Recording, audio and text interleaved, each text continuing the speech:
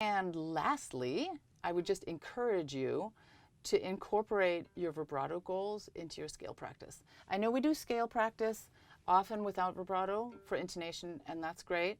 But if you are working on vibrato, you should also find a way to incorporate it into your scale practice. Maybe towards the end of your scales, do some full continuous vibrato.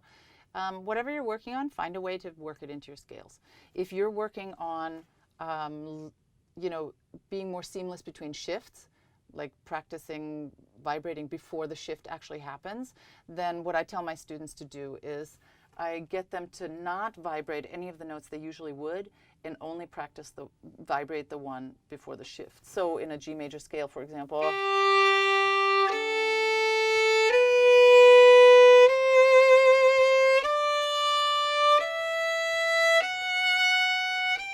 that make any sense? So I try to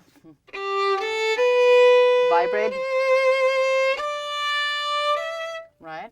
Or if your problem is that you tend not to vibrate after shifts, you can do the next one. So dry.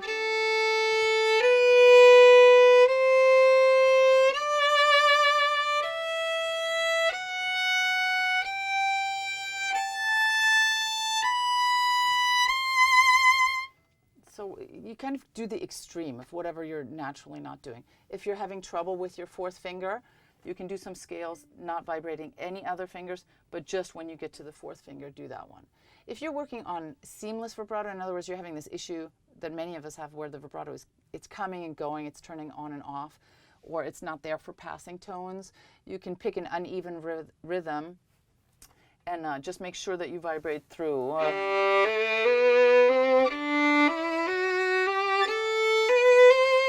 So that when you get to that in a piece, you're not as likely to have those dry notes in between. So whatever your goals are, stay light, stay relaxed, don't overdo it, but do incorporate it into your scale practice, because that's fundamental to everything that we do and is often first in the day. So those are some of the ways that you can work on tweaking your vibrato. Hopefully a few of these, not all of them will work for you, but some of them I hope will work for you with what you're trying to accomplish. One of the things you'll be wanting to do if you're working on your vibrato is to really analyze in detail the vibrato of other players that you admire. Look at their hand. How is it moving? What's the flexibility like? And then when you go to the practice room, you're looking for the same effect, and you can use some of the drills that I showed you to get there.